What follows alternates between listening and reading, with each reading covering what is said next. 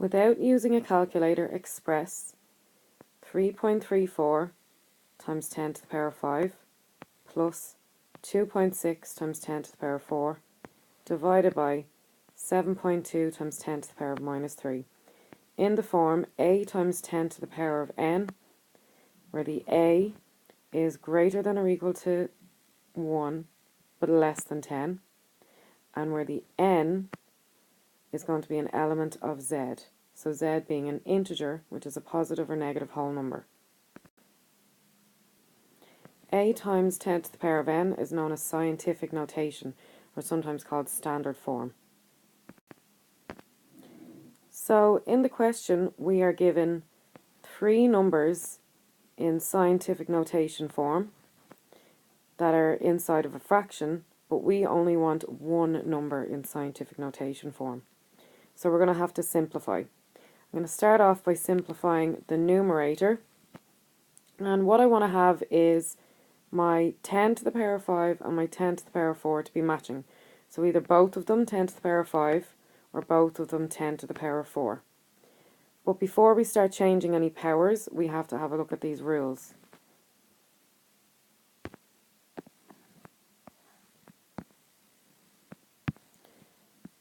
So, if the power gets bigger, the decimal point is going to move to the left.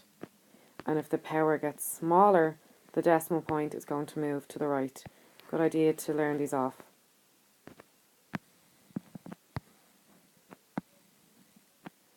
So let's have a look then at our numerator. Now it doesn't matter if I get both of them 10 to the power of 5 or both of them 10 to the power of 4. Doesn't make any difference, I'll still get the same answer. But I'm going to make both of them to be 10 to the power of 5. Which means that I'm making this 10 to the power of 4 bigger. So I'm going to make my power bigger. So let's have a look at those rules again.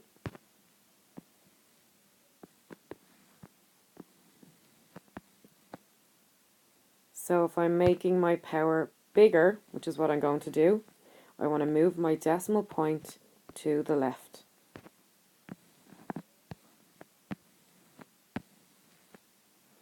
So I'm going to change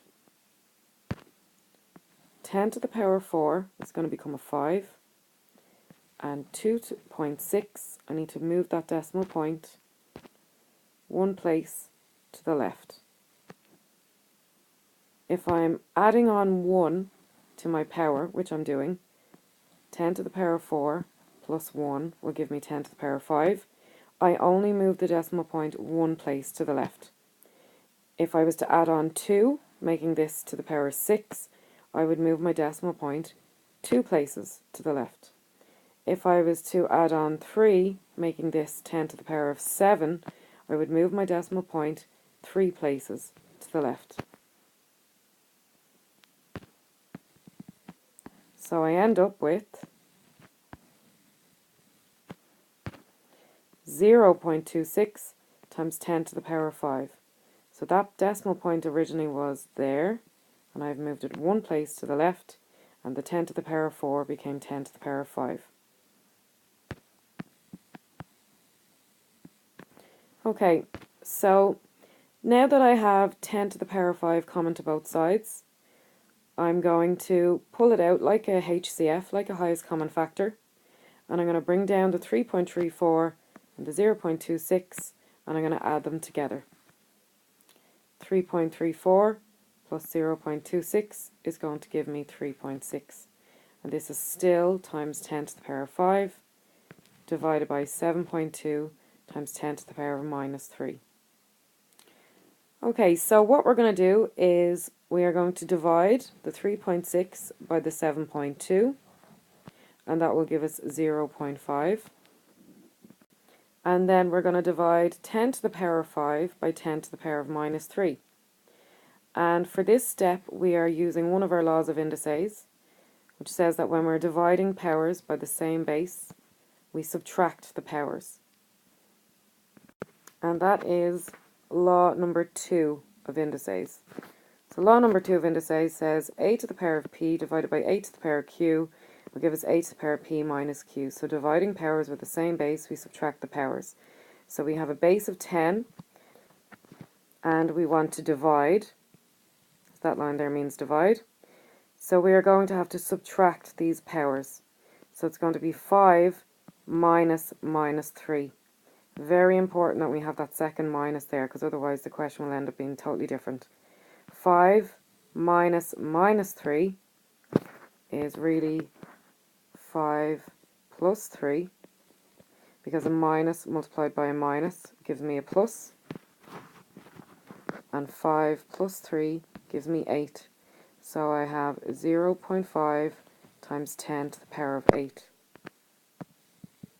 Now, if I go back to my question,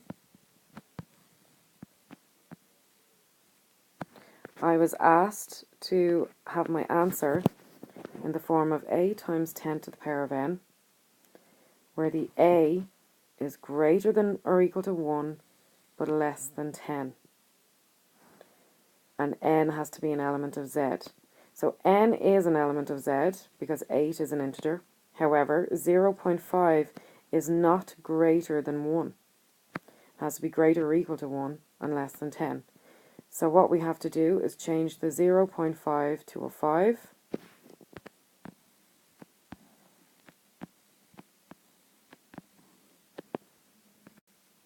And in order to do that, we're actually technically moving our decimal point one place to the right, which means we need to reduce our power by 1, which will end up giving us 7. So we had 0.5 times 10 to the power of 8, and we wanted a number that is greater or equal to 1, and 0.5 is not greater or equal to 1. So we have to move our decimal point one place to the right, giving us a 5, which is greater or equal to 1 and less than 10. But then on the right hand side, we have to reduce our power by 1. So 8 minus 1 is going to give us 7. So our final answer is 5 times 10 to the power 7. And the reason that I reduced the 8 by 1 was because I have to remember to follow these rules. If the power gets bigger, the decimal point moves to the left. If the power gets smaller, the decimal point moves to the right.